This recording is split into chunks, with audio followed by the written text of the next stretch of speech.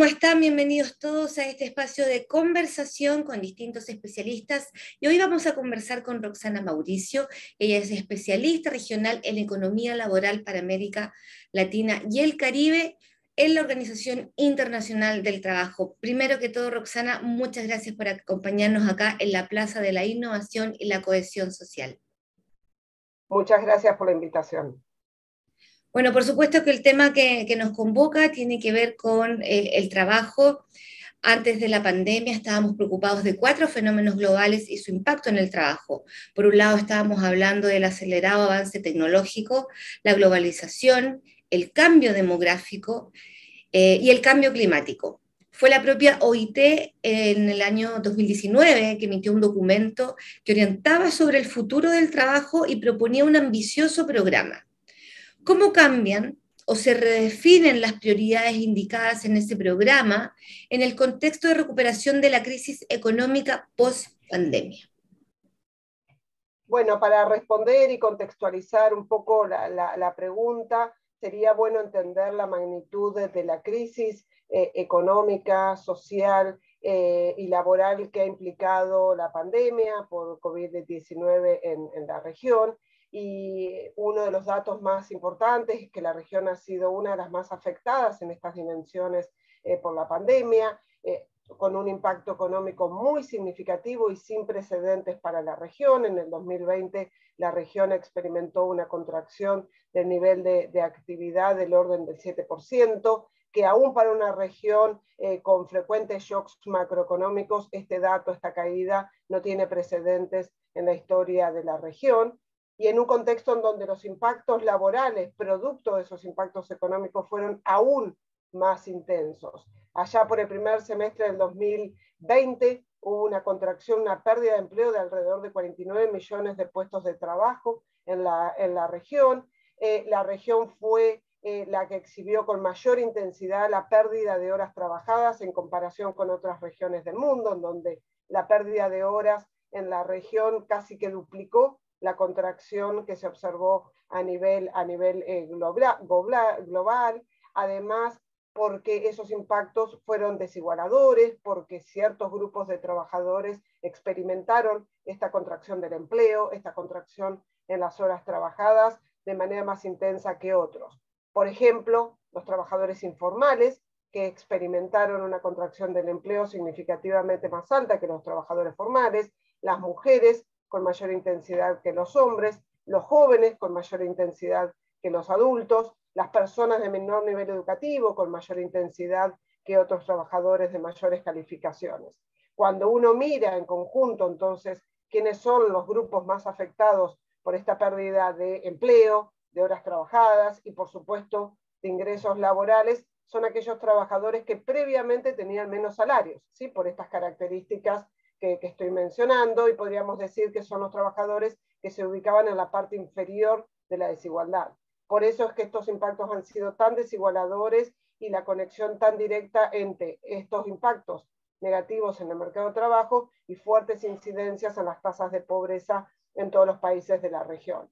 Cuando miramos además la recuperación que se inicia hacia mediados del 2020 y que en algunos casos se intensifica esa recuperación durante el año pasado, durante el año 2021, vemos que esa recuperación ha sido insuficiente, ¿sí? Y de hecho ha sido insuficiente para ciertos grupos de trabajadores, con lo cual esto implica que estas brechas que ya se marcaban previamente a la pandemia, brechas laborales, brechas de ingreso, brechas por género, brechas sociales, lo que han hecho fue visibilizarse claramente en el contexto de la pandemia, pero también amplificarse en todo este proceso.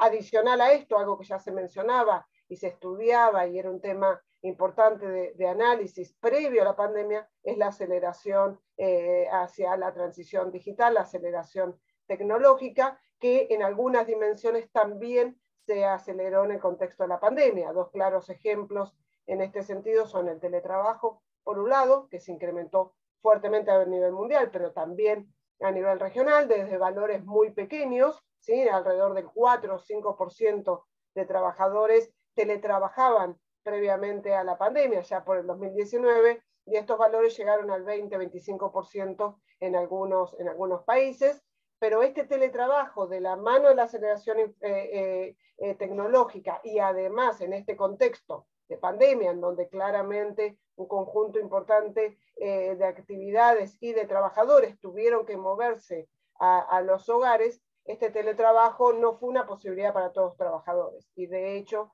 quienes pudieron hacer uso del teletrabajo fueron los trabajadores de mayor nivel educativo, en tareas teletrabajables y sobre todo trabajadores formales.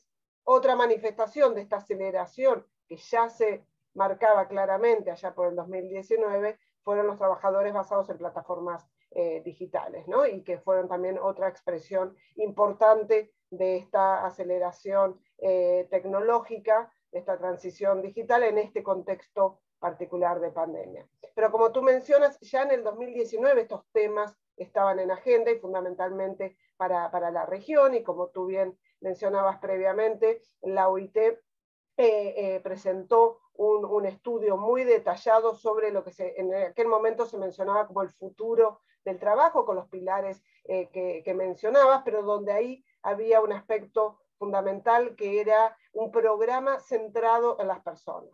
En el año 2021, el año pasado, en la recuperación de la pandemia, la Conferencia General de la OIT vuelve a hacer un llamado, en este caso un llamado mundial, para nuevamente tener una acción hacia la recuperación centrada en las personas, que sea inclusiva, sostenible y resiliente. Y en ese llamado hay 4 pilares muy importantes en esta recuperación. Por un lado, el crecimiento económico con empleo decente, con empleo formal. El segundo tiene que ver con dar protección a todos los trabajadores de distintos mecanismos, de distintos instrumentos, una protección universal social y protección de ingresos, y por supuesto el fortalecimiento de los derechos de los trabajadores y el diálogo social. Entonces, claramente este llamado mundial a la acción refuerza lo que estaba planteado en el año 2019 y claramente es un llamamiento, una iniciativa para tener acciones concretas y de gran envergadura, justamente para combatir estos adicionales que se suman a los déficits presentes, que en América Latina eran muchos y muy profundos, y justamente para acompañar una recuperación que sea más rápida y más inclusiva. Roxana, este programa del que estamos hablando contemplaba, entre otras líneas de reforma importantes, tres de las cuales nos gustaría consultarte sobre sus avances y dificultades que se registran en América Latina. La primera es el establecimiento de sistemas eficaces de aprendizaje permanente, incluyendo la creación de seguros de empleo y de fondos especiales para la educación y la formación de trabajadores informales. La segunda atañe a la inversión en servicios de acompañamiento a las transiciones, tanto de jóvenes, escuela-trabajo, como de adultos, entre empleos, trabajos, entre otros. La tercera y finalmente tiene que ver con el aumento de la participación de las mujeres en el mercado del trabajo a través de empleos decentes. Sí, de hecho, si me permites, voy a empezar por el último aspecto, el aspecto de género y de las mujeres, porque justamente en el contexto de la pandemia, las mujeres han sido uno de los grupos, como mencionaba previamente, uno de los grupos más afectados por la contracción del empleo, pero también un aspecto que acabas de mencionar en materia de participación laboral, en participación femenina en el mercado de trabajo. Las mujeres que perdieron más puestos de trabajo que los hombres, fundamentalmente en el primer semestre del 2020, no estuvieron permanentemente luego en el mercado de trabajo, sino que hubo salidas muy importantes en general de las personas que estaban ocupadas, pero en particular de las mujeres de la fuerza de trabajo. Lo que observamos en el primer semestre del 2020 es que, acompañando de la mano de esa contracción del empleo, en el caso de las mujeres, hubo salidas muy, muy importantes de la fuerza de trabajo. Entonces, este aspecto que tú mencionabas de la evolución de la participación económica de las mujeres en el contexto de la región de América Latina y el Caribe, claramente esa tendencia creciente a la participación laboral se detiene. En muchos casos, de hecho, estas detenciones y estas salidas desde la fuerza de trabajo implican retrocesos de alrededor de 10, 15 años, o sea, tenemos que ir a 10 años, 15 años atrás para encontrar tasas de participación económicas similares en el caso de las mujeres de las que estábamos observando hacia mediados del año 2020. Con lo cual acá hay un quiebre muy, muy significativo. Nuevamente, cuando uno mira la recuperación, obviamente esa tasa de participación económica de las mujeres empieza a recuperarse, pero todavía hoy, a más de 2 años de iniciada la pandemia, la participación laboral femenina es inferior a la que teníamos en el año 2019. Y además, no solo la comparación resulta muy importante cuando comparamos hombres y mujeres, sino cuando comparamos al interior del grupo de las mujeres, porque la interacción entre mujeres y, por ejemplo, a nivel educativo, arroja tasas de participación y dinámicas de la participación laboral durante la crisis muy diferentes. En concreto, si uno mira, por ejemplo, en el caso de las mujeres de menor nivel educativo, claramente la participación económica y la tasa de ocupación de que tenemos hoy en comparación a la que teníamos, por ejemplo, en el 2019, es significativamente inferior. Más, la brecha es más alta aún si comparamos con los varones de menor nivel educativo o de bajo nivel educativo. Con lo cual aquí las brechas no solo se amplificaron entre hombres y mujeres, sino al interior del conjunto de las mujeres. Con lo cual aquí claramente, en relación a lo que vos mencionabas, el último punto, tenemos retrocesos muy significativos y todavía estamos lejos de haber retornado a la situación prepandemia. Y allí operan obviamente factores desde el lado de la oferta y desde el lado de la demanda. En términos de la oferta, todavía los sistemas de cuidado, sobre todo hacia finales del año pasado y lo que tiene que ver en materia educativa, no habían restablecido sus niveles previos a la pandemia, ¿no? Pero además allí aparece otro elemento que era muy importante y lo sigue siendo y con más importancia aún, que tiene que ver con los sistemas nacionales de cuidado, ¿sí? Y estos sistemas nacionales de cuidado que obviamente desde la perspectiva de la niñez aportan, contribuyen justamente a una mayor inclusión en distintas dimensiones asociadas a la niñez y a la infancia, pero que desde el punto de vista de la oferta femenina son un elemento absolutamente relevante para permitir justamente reducciones importantes en las barreras que típicamente tienen las mujeres y sobre todo las mujeres de menor nivel educativo para acceder al mercado de trabajo y para permanecer en el mercado de trabajo. Bueno, aquí hay una agenda muy significativa en todos los países en la región para avanzar justamente en sistemas nacionales de gran cobertura en materia de cuidados y por supuesto cuidados de calidad y de alta cobertura para que las mujeres y niños puedan acceder a estos servicios. Pero además, desde el lado de la demanda, hay sectores donde hay una participación muy importante de las mujeres que fueron fuertemente afectados durante la pandemia y que todavía no han restablecido esos valores prepandemia. Entonces, cuando miramos dónde se ocupan las mujeres, y sobre todo las mujeres de menor nivel educativo, y vemos la dinámica sectorial justamente de esas ramas productivas, todavía están lejos de haber recuperado los valores del 2019 y por lo tanto entonces la posibilidad de las mujeres en insertarse en ciertos sectores que todavía no han recuperado los niveles de producción prepandemia obviamente es otro de los factores que permite explicar por qué todavía la recuperación de la actividad, de la participación económica y del empleo en el caso de las mujeres ha sido más insuficiente que otros grupos de trabajadores. Y esto también se vincula con otros de los aspectos que tú mencionabas que tiene que ver con el sistema de aprendizajes, ¿sí? Y la formación profesional y las capacidades que tienen las personas para ingresar a puestos productivos, a puestos en condiciones decentes. Y en ese sentido, este es otro elemento que por supuesto se ha visibilizado en el contexto de la pandemia y que se ha vuelto más crítico y más necesario de ser abordado en este contexto de recuperación. Sin duda, cuando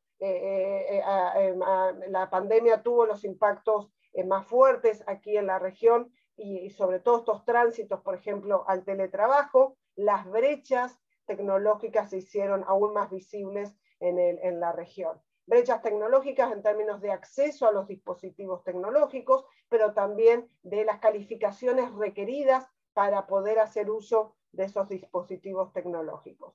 De la mano de la aceleración de la transición digital, claramente esto es un elemento absolutamente central, ¿sí?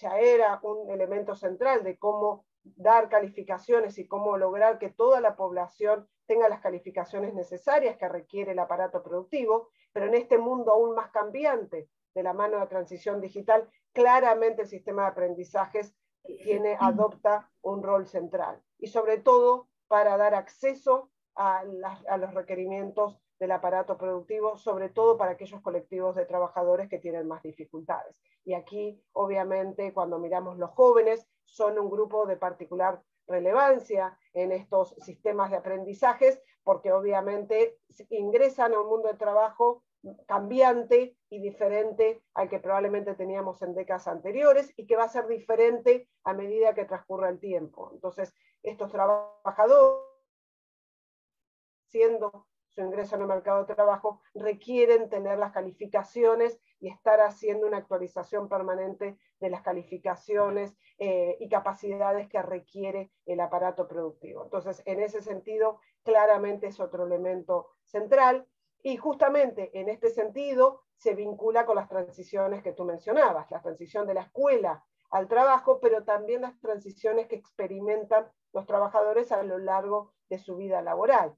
Y en América Latina este es un elemento absolutamente central, porque cuando miramos qué tipo de transiciones y con qué tipo de intensidad los trabajadores transitan entre distintos puestos de trabajo, la velocidad de estas transiciones suelen ser más elevadas que las que observamos en otros países fuera de este continente. Este continente, estos mercados de trabajo se caracterizan por ser altamente volátiles, y por lo tanto entonces la inestabilidad, la intensidad de las transiciones en los trabajadores suele ser muy elevada, y especialmente para aquellos trabajadores de bajas calificaciones y los trabajadores informales. Entonces, ¿cómo estar preparados para enfrentar esta inestabilidad más alta que ya tienen los países de América Latina, en particular asociado a la inestabilidad macroeconómica que tienen estos países, pero además a las transiciones producto del cambio tecnológico? Bueno, entonces aquí claramente la región enfrenta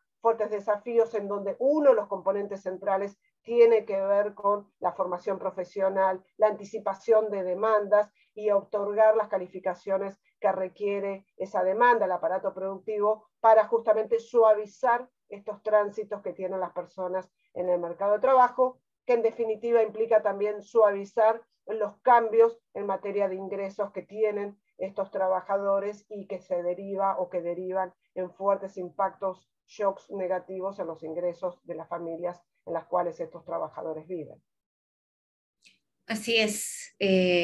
Falta tiempo, por supuesto, para profundizar en cada uno de los puntos que se han tocado acá, pero evidencian lamentablemente la realidad que estamos enfrentando y que se proyecta para los años venideros. Pero además de eso, está el marco de la transición ecológica justa.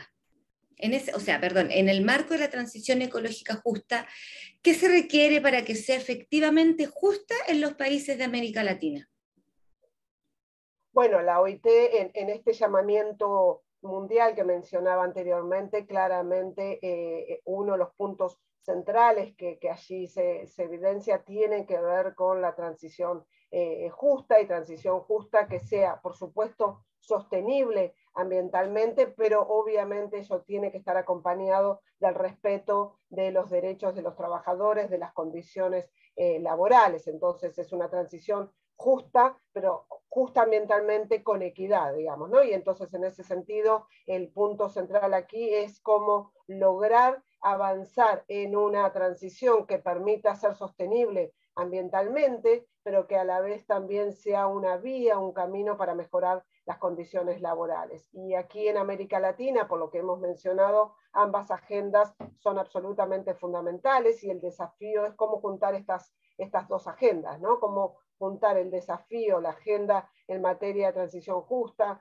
de empleo verde, con creación de empleo decente con respeto a la normativa laboral, a la legislación laboral. Y en ese sentido, justamente, no solo es crear más puestos de trabajo que sean ambientalmente sostenibles, sino como transversalizar la agenda de transición justa en la generación de nuevos puestos de trabajo, pero también en los puestos de trabajo presentes. Y aquí obviamente las dimensiones que mencionábamos anteriormente, la dimensión de género, la dimensión de empleos formales vis a vis informales es un gran desafío para la región, ¿no? Cómo avanzar los procesos de formalización que requiere sin duda la región, y aquí un dato importante es que la tasa de informalidad, o sea, la proporción de trabajadores informales en la región en promedio es 50%. ¿Sí? Alrededor de 1 de cada 2 trabajadores en la región es informal. Y esta tasa de informalidad es similar a la que teníamos en el 2019, pero también es muy parecida a la que teníamos en el 2011-2012. Quiero decir, estamos a 10 años de tener una tasa de informalidad muy, muy elevada en la región. Entonces, la región claramente tiene un desafío muy importante, muy significativo, que es cómo transitar en un proceso de formalización, que implica crear nuevos puestos de trabajo formales, pero también formalizar los puestos existentes. ¿Cómo lograr entonces que esa formalización vaya de la mano de una transición justa y con reducción de las brechas laborales, sociales, de género que mencionaba anteriormente? Bueno, Roxana, quiero agradecerte por este tiempo, por este espacio de reflexión, muy prudente, muy profundo también respecto a lo que estamos viviendo. Así que muchas gracias por haber estado en la Plaza de la Innovación y la Cohesión Social. Estábamos con Roxana Mauricio, especialista regional en economía laboral para América Latina y el Caribe para la OIT. Muchas gracias a ustedes por este espacio. Que estés muy bien. Chao, chao. Muchas gracias.